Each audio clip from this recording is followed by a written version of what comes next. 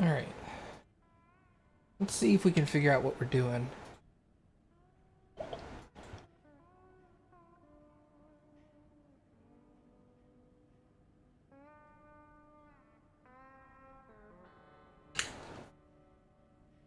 Okay.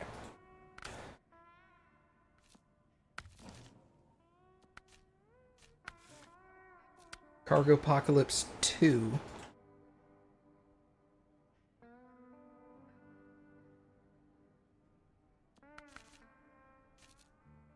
Well, I need to accept that. Okay. 1 medium logs and 1 long logs. Okay. To Pedro Bay. Where can I get logs? I can get them here. Can I get logs in Mountain River? No. Okay.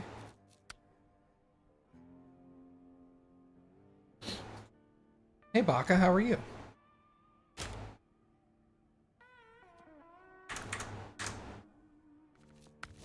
I can get him in Northport. Alright, can I get...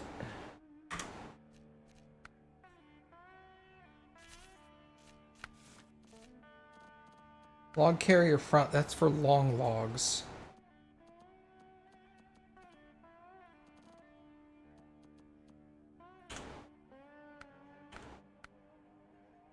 Medium logging frame.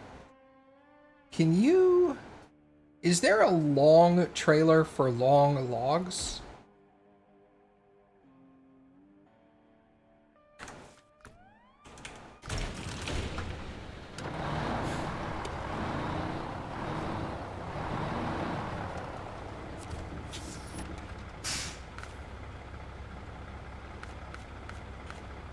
Log trailer. An open trailer equipped to carry logs, but that's only going to carry mediums, right? That's not going to carry longs.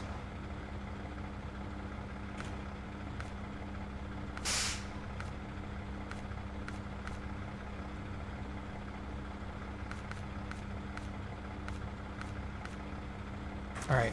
Well, let's just do the mediums first then. And then we'll come back and do the longs. Okay. So I need to go to the logging site.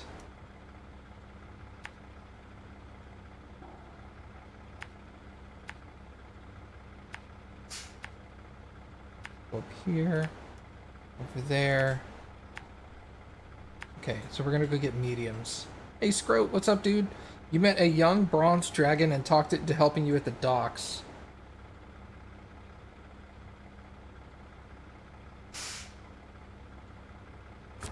Oh, hey, alright. Win-win, right? Oh, I'm going to Pedro Bay. I need chains. Hold on.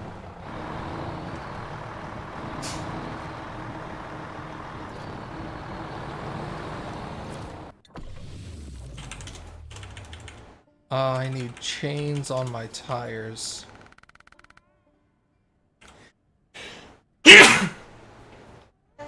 Goodness, excuse me. Okay, thank you, Cappy. Let's get the 47 with chains on all tires. Okay.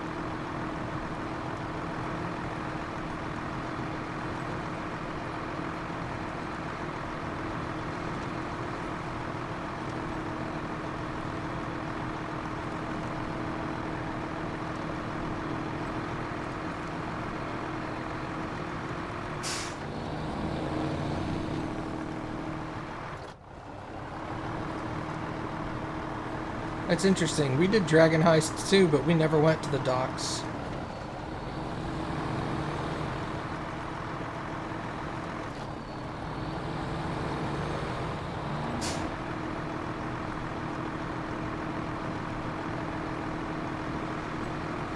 Nor did we meet a dragon.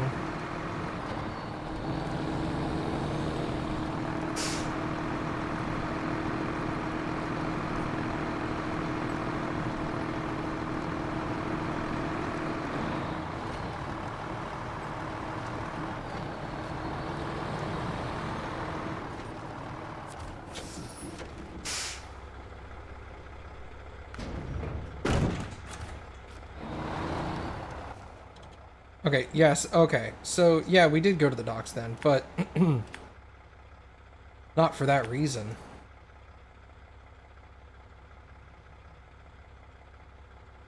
I need to go to Mountain River, it says? Yeah. Okay.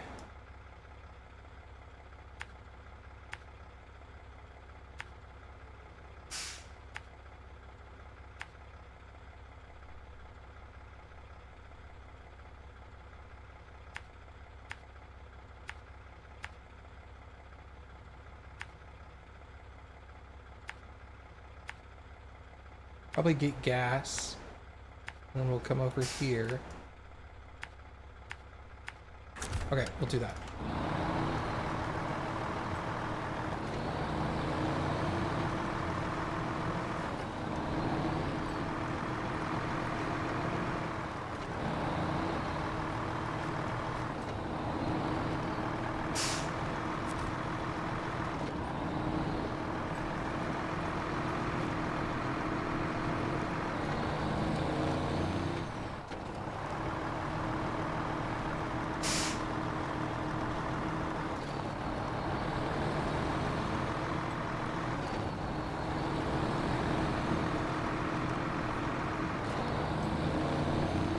It's a little wobbly, isn't it?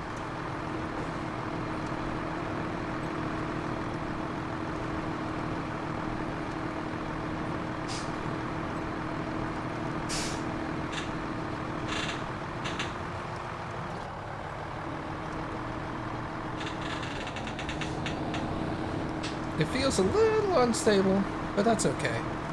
We'll be fine.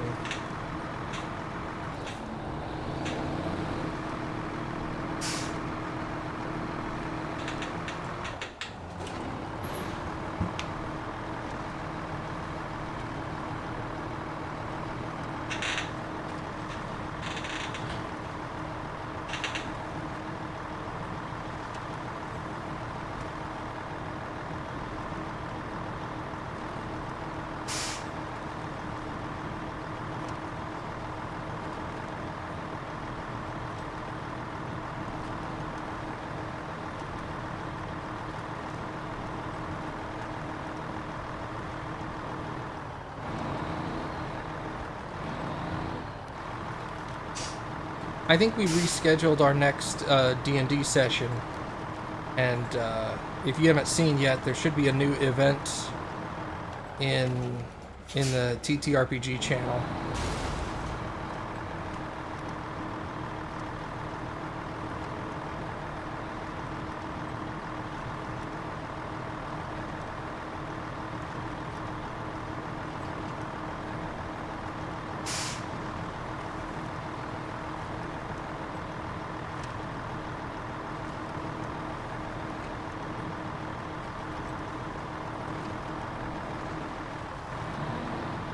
I just hope Skid can make it.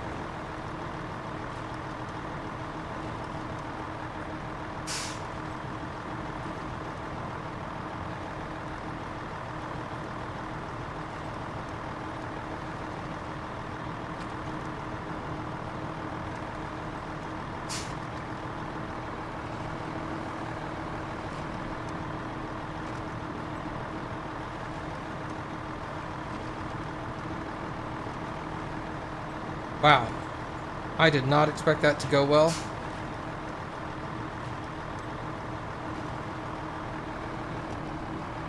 Ooh, boy.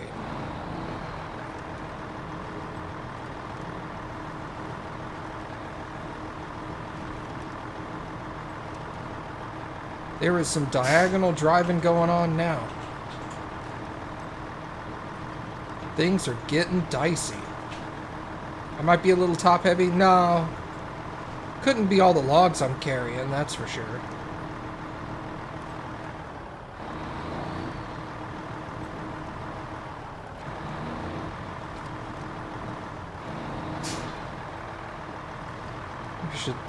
I don't know about slowing down, actually. I think I should keep a higher speed. If I was slower on some of those 45s, I would have tipped.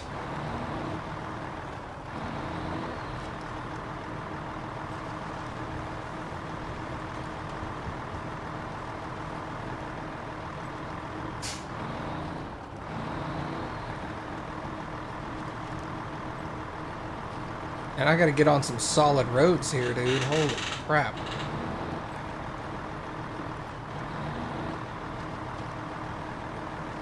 Here we go. And here's where I lay it down on its side, right?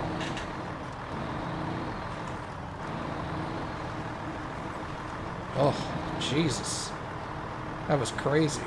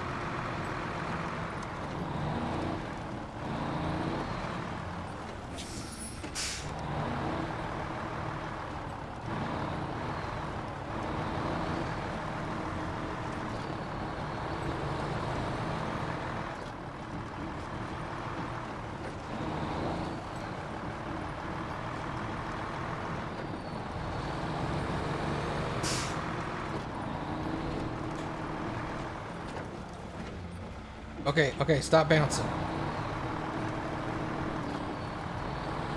I don't think I equipped air balloons for my tires. Just making sure.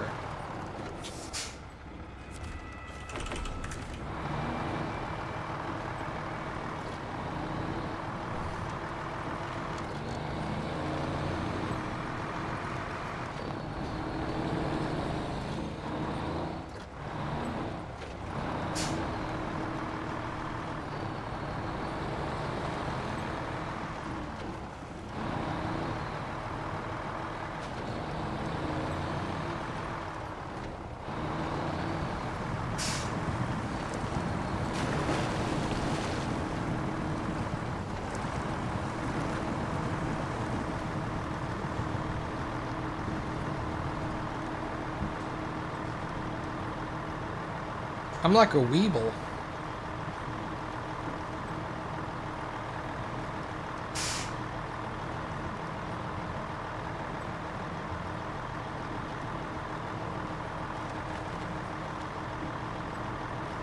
That's an old person reference, by the way, for those that don't understand it.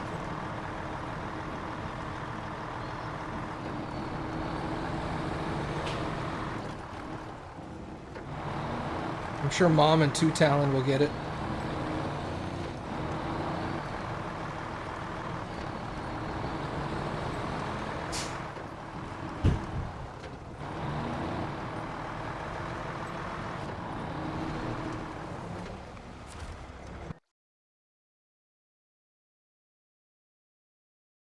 But Anybody who's not old enough to drink will not understand that reference. Alright, Pedro Bay. Oh, this is an easy. Just straight. Might as well get gas while I'm here.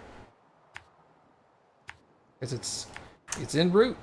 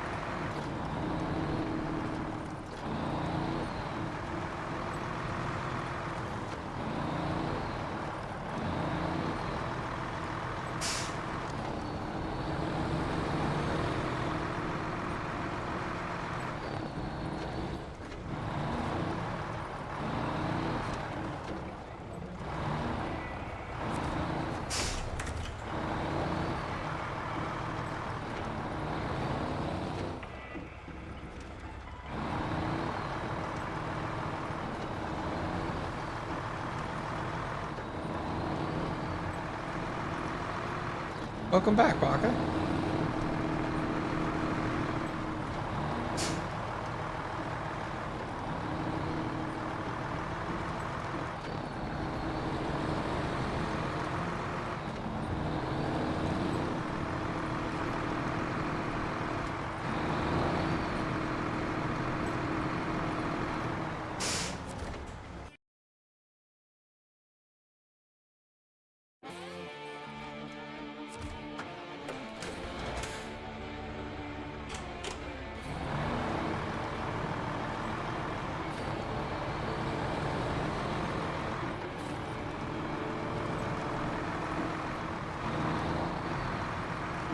Yeah, that's the way to do it, man. Pedro Bay with chains. All right, where? Speaking of which, where the heck am I going? Oh, to that warehouse. Okay.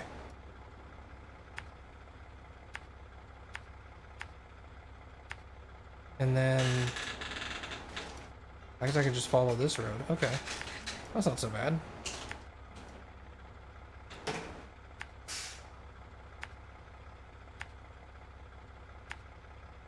We gotta come down here. And then over here. There we go. That doesn't seem so bad at all. Yeah, I don't know how caught up you are on Critical Role Campaign 3, Baka, but without going into spoilers, I think I'm gonna do a lot of research into paladins now. And see if I can, like, make a half-decent paladin character.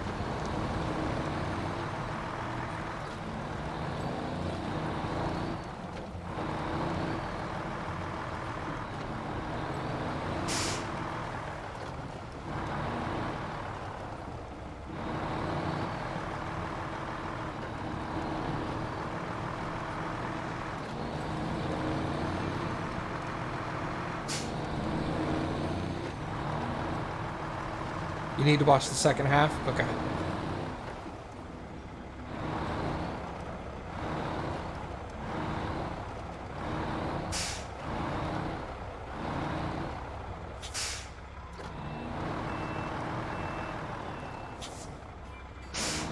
That's a class that that Critical Role's been sleeping on for a long time.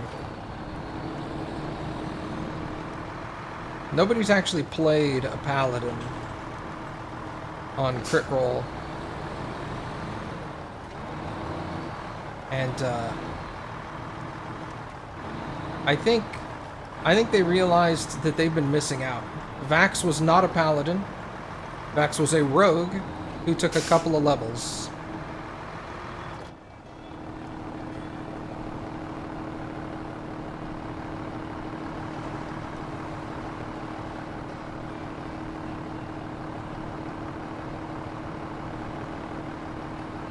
This is the thing I try to get across to people who try to multi-class as quickly as they physically can, is multi-classing makes it so that you cannot do the high-level good stuff that class can do. People are all like, oh, I'm going to multi-class at level 3, and I'm like, you are making a huge mistake. Multi-classing is fine. Not the best decision at, like, level 3.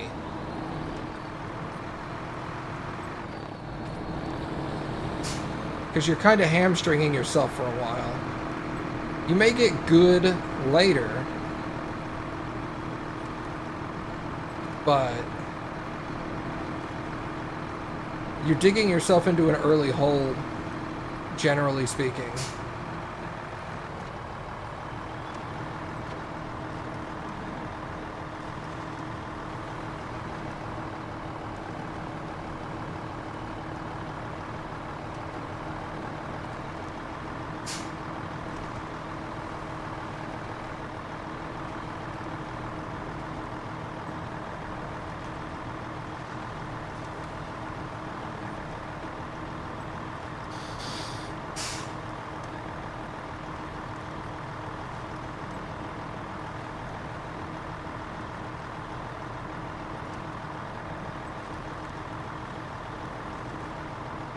I think by the end of the campaign, Vax was a level 17 rogue and a level 3 paladin.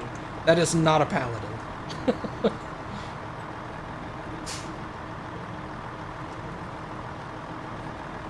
That's a high-level rogue who knows a little bit of paladin stuff.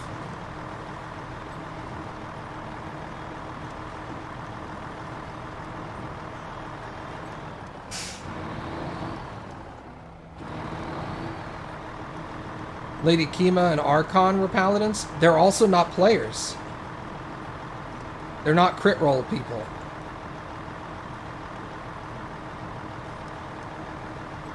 One of your party members in Icewind Dale is a paladin. Does he play for crit roll?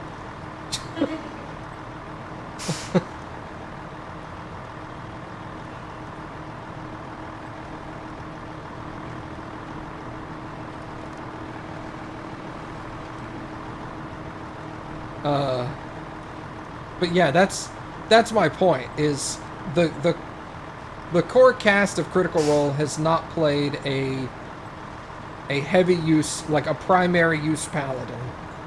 And I think they just realized in this at the end of this episode that they've been missing out.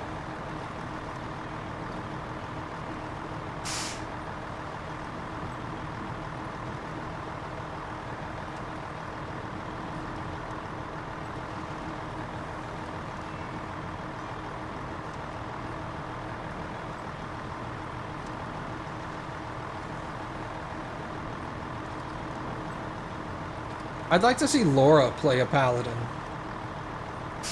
I'm Commander Shepard, and AwesomeMattG is my favorite streamer on Twitch. Hey, what's up, Molly? How you been, man?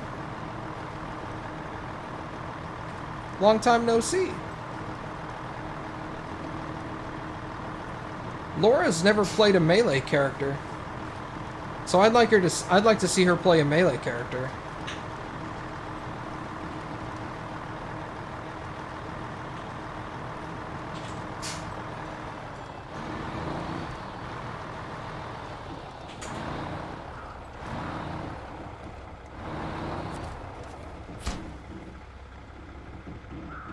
It also needs metal beams. Oh. Well, this thing doesn't say metal beams. Maybe I have to deliver the logs first. You watch it all on YouTube? Well, hey, thanks, man. I'm glad you could make it to a stream, though. I plan on streaming tomorrow morning as well. So that'll be, what? If I start at 7, that'll be like 2 o'clock your time?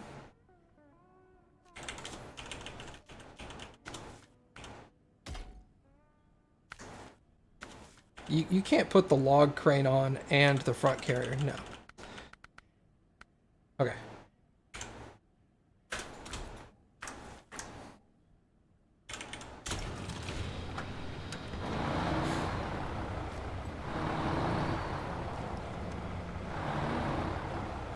Well, thanks for stopping by. Thanks for the resub. Much appreciated.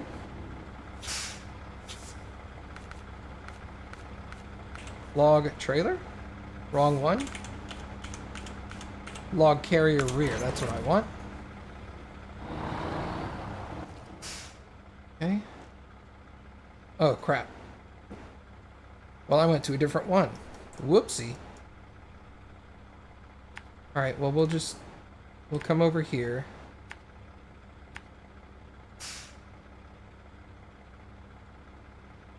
You know what? We'll take the fun way out, because it don't matter, really. We'll come out this way.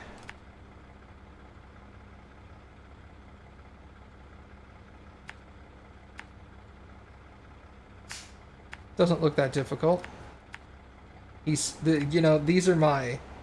This is my overconfidence as a slow and insidious killer type thing.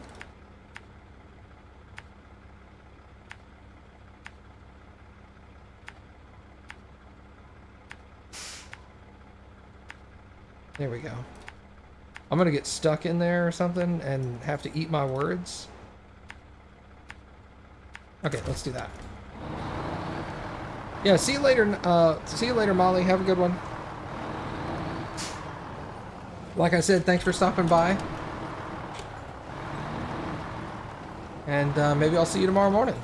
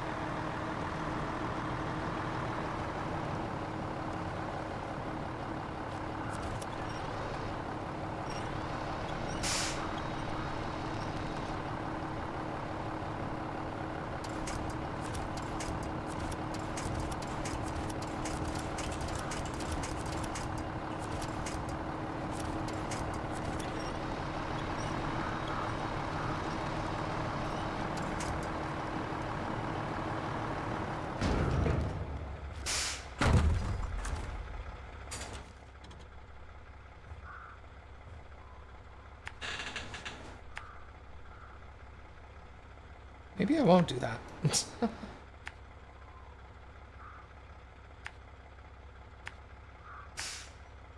think we're going to take the safe route, actually, now that I see this and how mud is slowing me down so bad.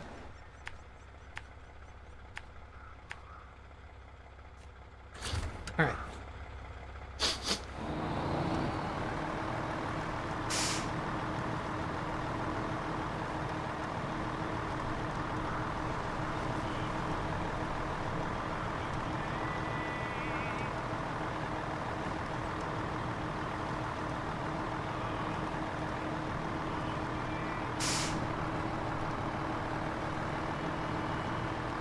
It's a rough terrain, man.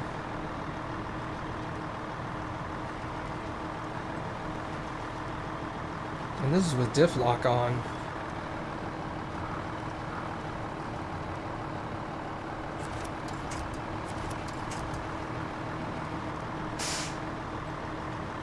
Really, it's just the thick mud that's hurting me, and I think it's because the chains.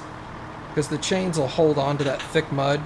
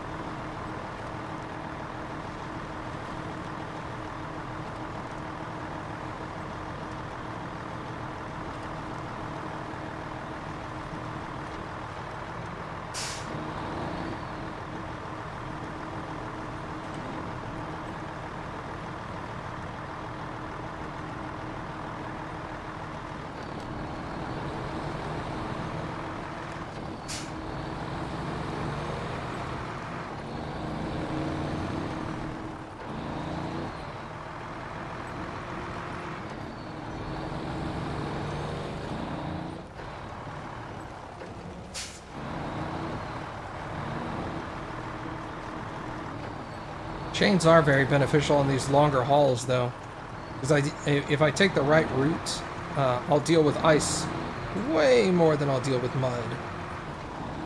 So I think that's the correct decision here.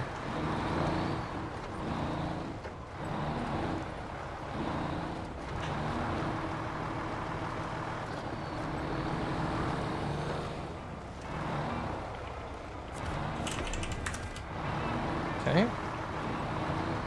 Let's book it on out of here.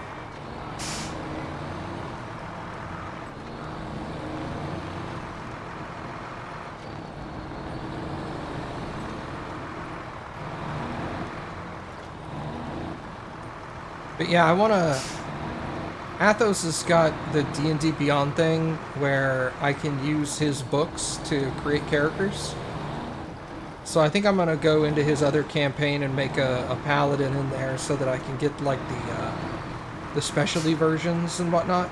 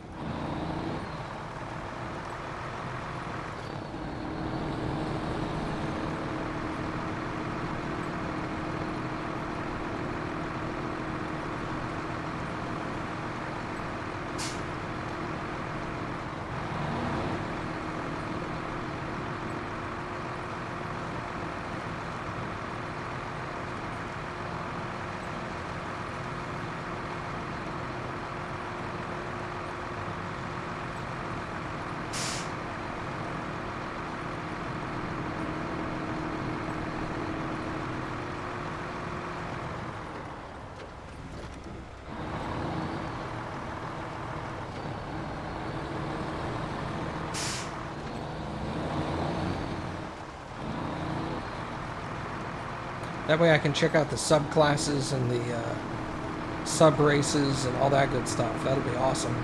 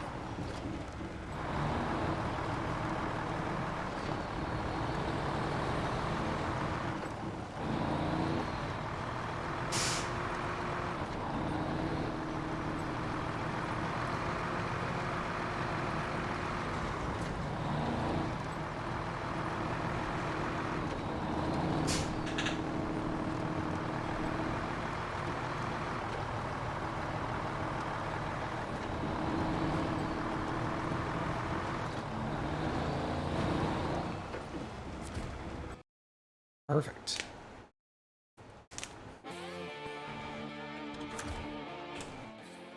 Okay. So this should be relatively straightforward.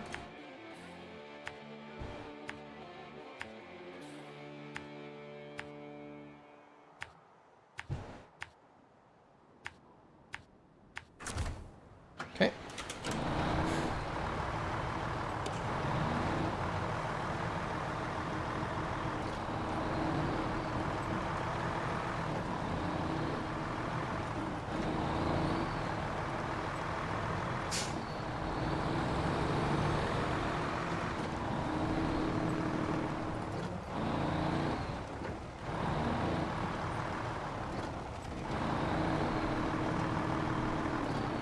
What is of the crown?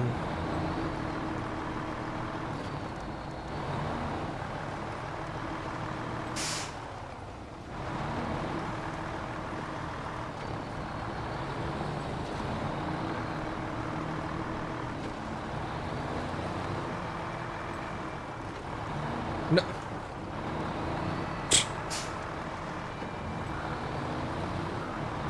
All right.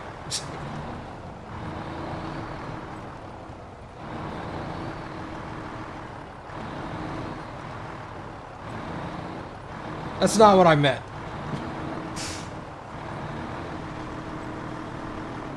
I know it's an oath. Describe the oath for me, Baka. There we go. Let me set you up.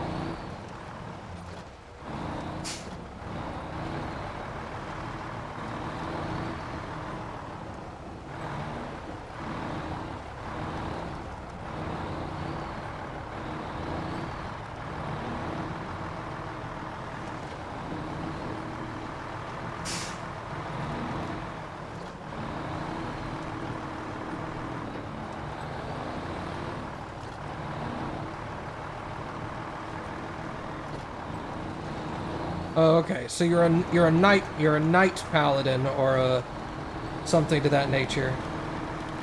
Okay, that makes sense. Sworn to defend civilization. I can see that.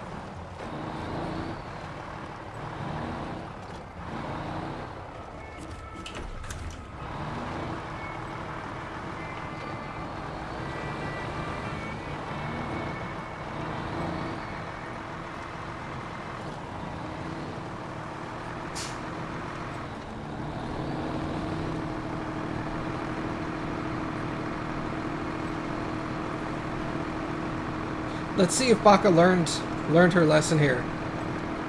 Order of the Gauntlet, what's that?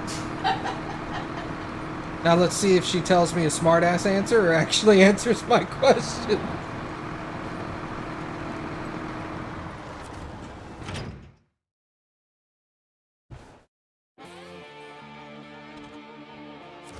Did you ever see the movie Airplane, Baka?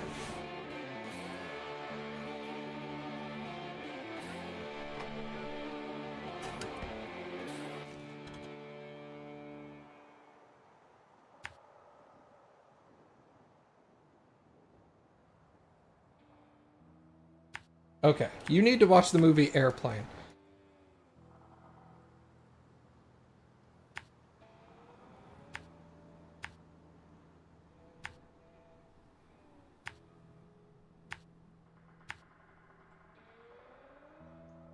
This girl needs to get to a hospital. A hospital? What's that? That's a building with a bunch of patients in it, but that's not important right now. Oh my god.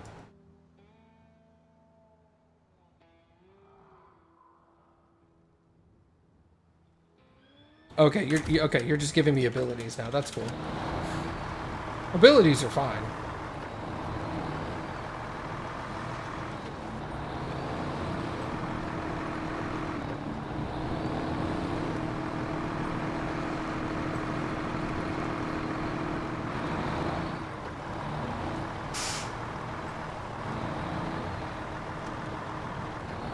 So you have a taunt and a little bit of a regen. Okay. Interesting.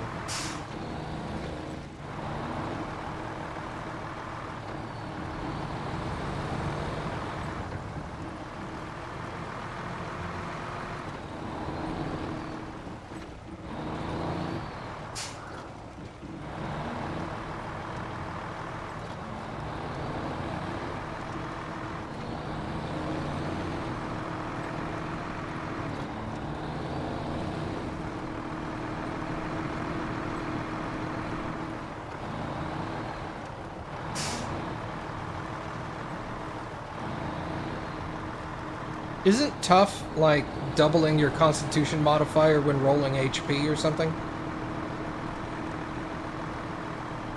I forget that one off the top of my head, but it's something like that.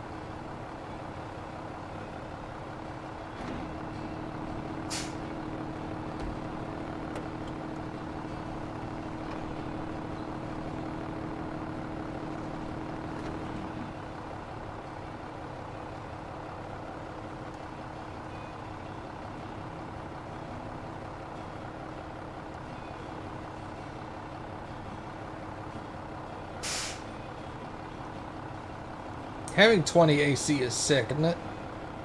I make Athos mad with that. My cleric's AC is 21. He hates it.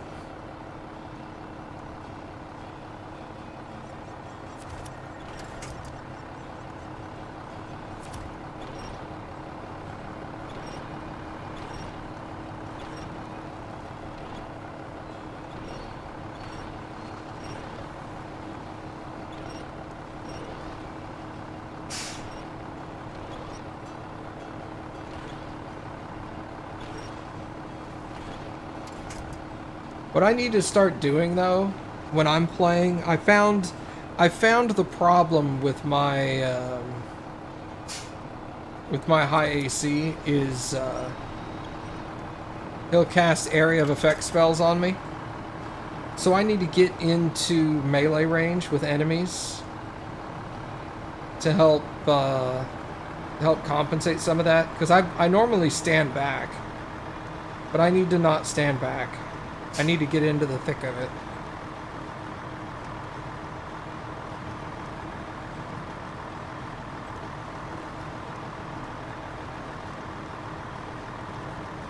That's the thing to be afraid of when you have a high AC, though, is the Dungeon Master will start throwing area of effect spells at you, and then armor class doesn't mean anything.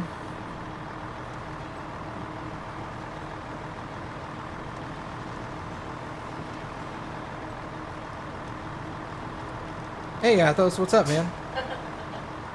I knew I was going to start talking about how I wanted to play my character a little better to help compensate for how you're screwing me over, and then you would immediately show up. He's like, "What? I heard you trying to figure out a way around my my stuff."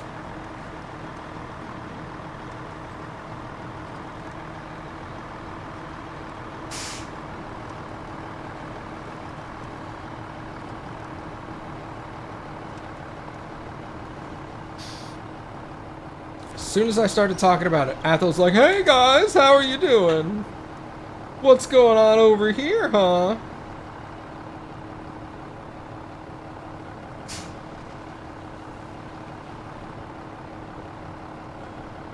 Yeah, I figured I can help negate some of the AoE spells that you've been using on me by getting into the combat now, like getting in melee range of the enemies. I'll tell you, I don't care. Because you've probably already thought of this.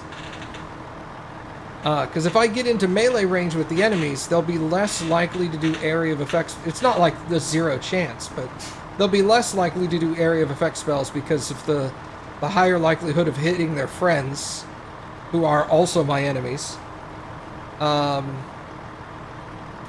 In that case, it won't completely get rid of my, like, having to roll for defense instead of relying on my AC, but it'll reduce it.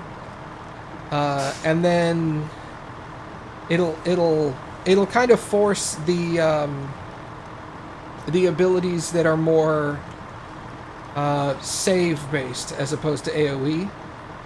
Like, you're still gonna hit me with spells. That's not gonna stop happening. But at least you'll go to save based spells, which also suck because most of those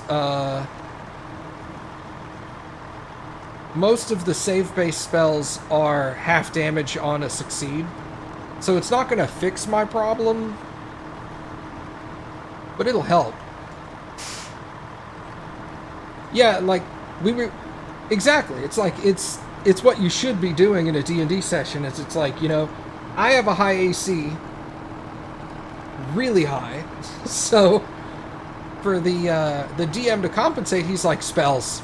Spells will get him. And then he starts hitting me with a bunch of AoE spells, and a couple of what level are we? 6, I think.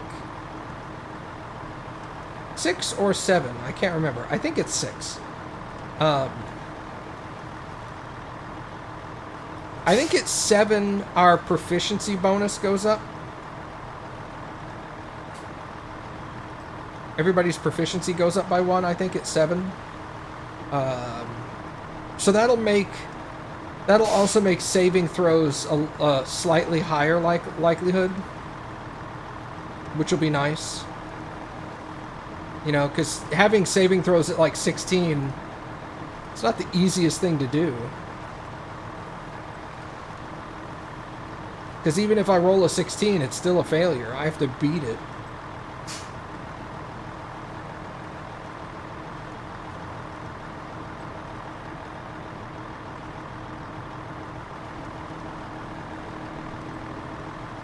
But I can't think of another thing I can do to help negate spells in some way. It's just gonna be something I have to deal with. I can try to get abilities that increase my saving throw, but again, all that's gonna do is help me take half damage. Oh, I guess I already did the metal beams there. Weird. Alright, whatever. Alright, so that mission is done. Order Master Supreme. Concrete slabs and cement to... God, a bunch of places. Goodness. Okay, so what else do we have? I have a lot of stuff here.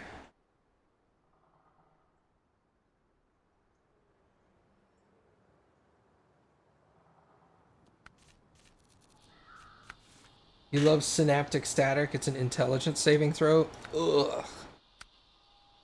Fire in a barrel. 2 fuel to Northport. Pff, that's easy. Let's do that one. Holy crap. Yeah, unless you're going against a intelligence-based caster, most people have average intelligence.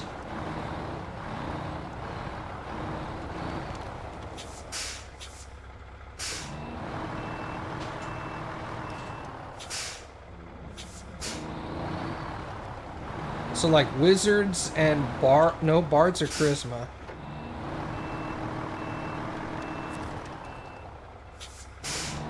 Do paladins use intelligence?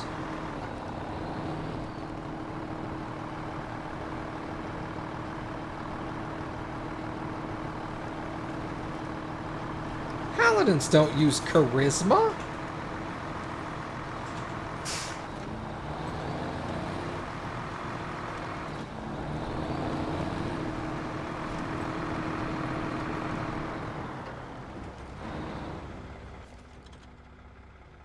Wizards can't be the only intelligence-based class.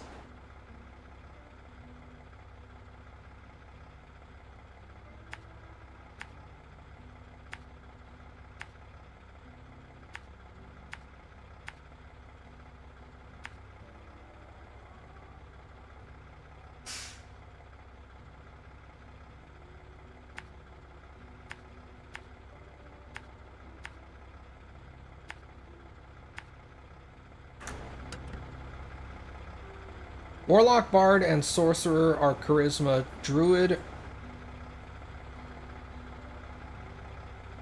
Rogues don't use wisdom either.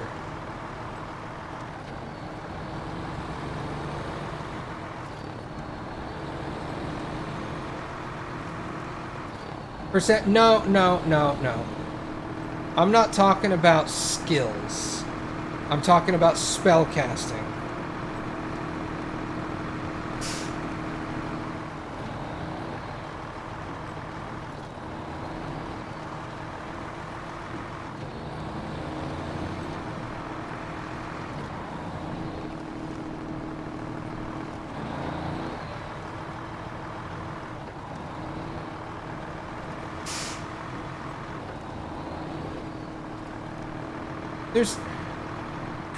This is gonna bother me. There's no way a paladin is charisma based. That is like the worst idea ever. D&D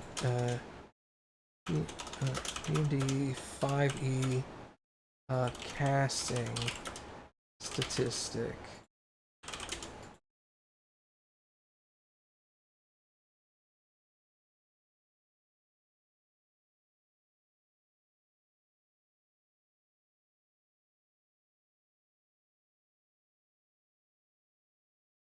Alright. They can cast the number of spells equal to their charisma modifier. That does not make them a charisma caster.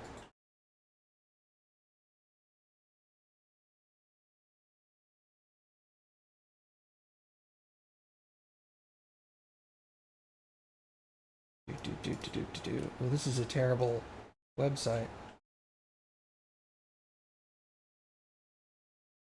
Huh.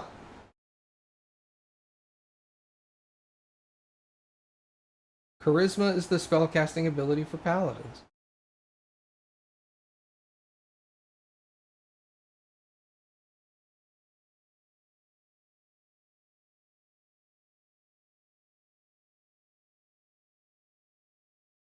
Why the heck is wizard the only intelligence base? That's stupid.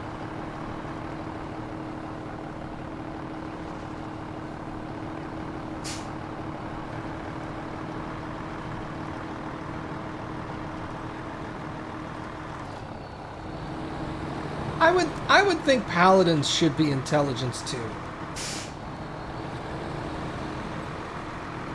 That's just my opinion.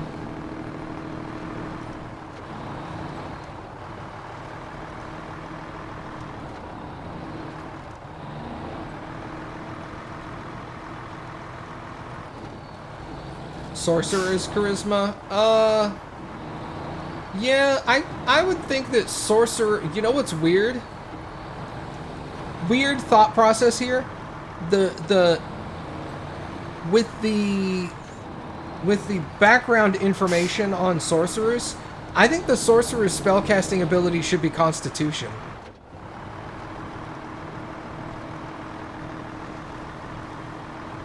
Unpopular opinion.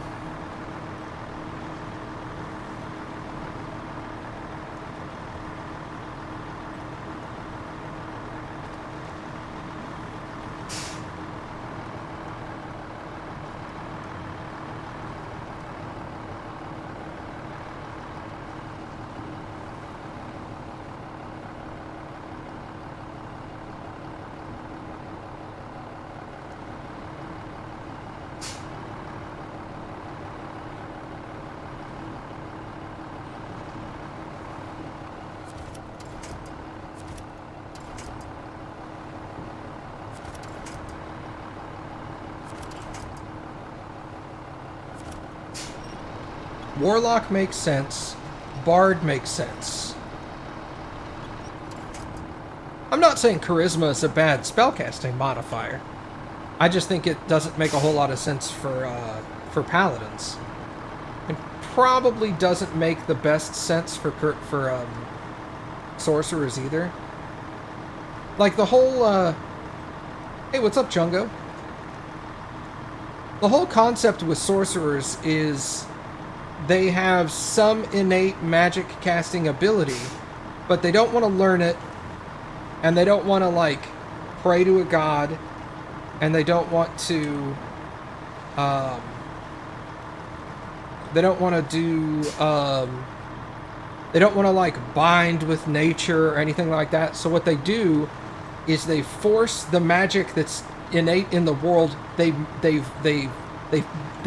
bind it to their will. This Thursday, you're getting this game? Oh, this game is so good. I've already got... How many hours in this game do I have? 102 hours into this game, and I'm only in the second place. What's the difference between wisdom and intelligence? In a oversimplification, intelligence is book learning, and wisdom is street smarts.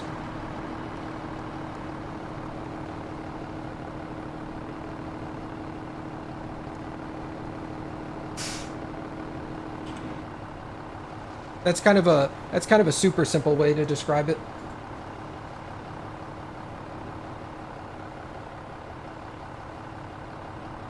No, it's not really that sorcerers talk the magic into it. Sorcerers force the magic to do what they want. And to me, personally, that sounds more like a constitution thing. Like you're using the strength of will to force magic to do what you're gonna do.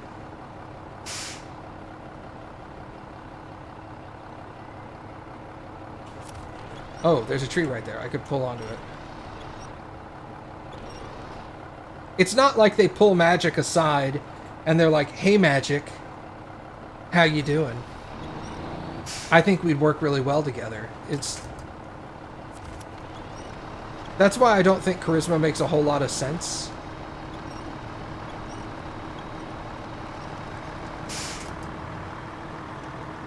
Then again, if you make Constitution their spellcasting modifier, you're going to be running around with a bunch of buff-ass sorcerers.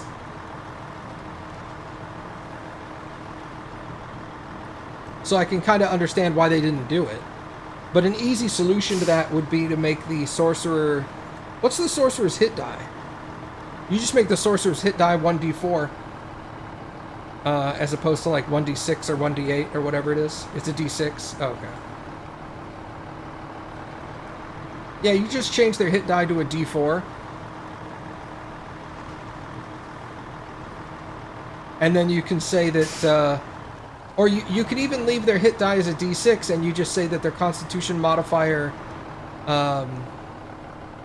their constitution modifier only counts for half when rolling hit points. That's an easy solution. Chungo showed up to talk about trucks and we're over here talking about D&D. Hey man, sorry to bore you.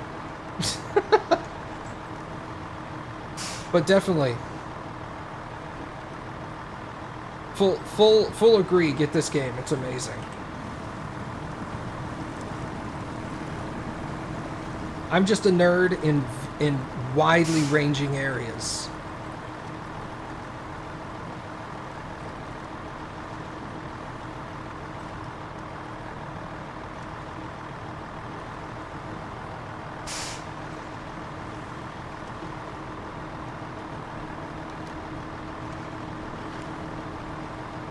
Just so happens there's a bunch of Dungeons and Dragons nerds in the chat right now.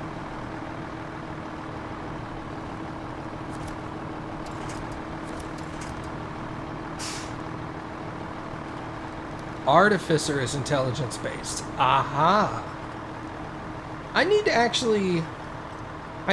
Well, Artificer is relatively new, so you can kind of be forgiven for forgetting about that one.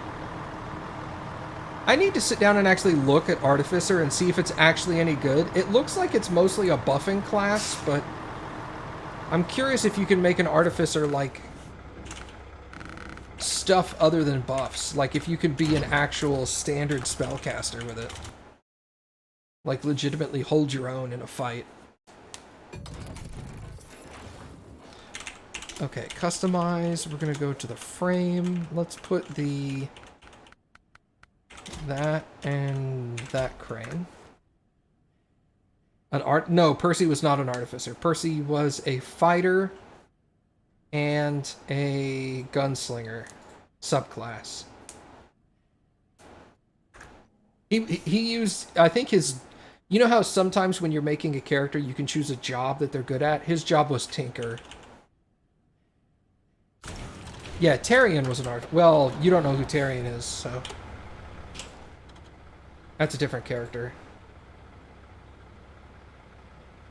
Artificer is a spellcaster that tends to focus more on buffs and assisting the party, generally speaking. Okay, then I'm going to Northport. That's why I'm curious if you can actually build an Artificer to be like a solo character, because pretty much everybody else can do solo stuff if they're well built proper. Like, obviously you don't want to be solo, that's not what D&D is about, but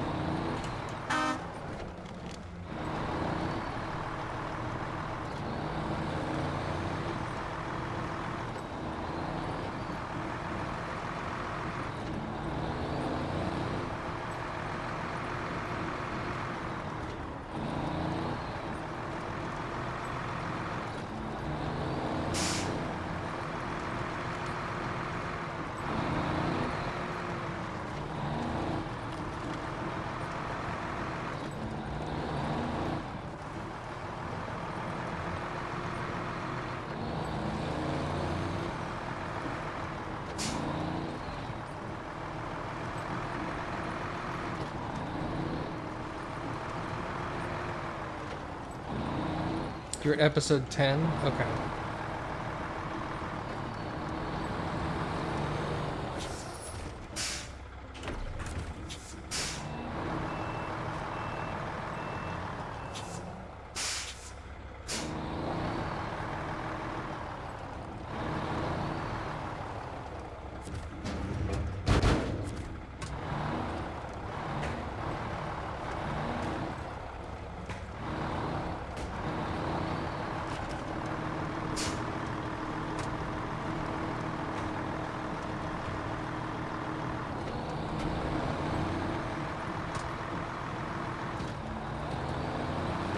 Did you finish 115, Baka?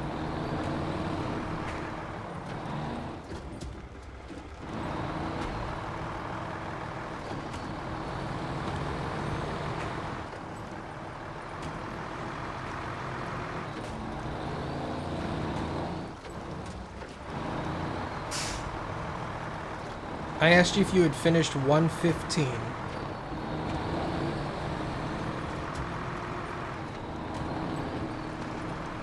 Not yet. Okay.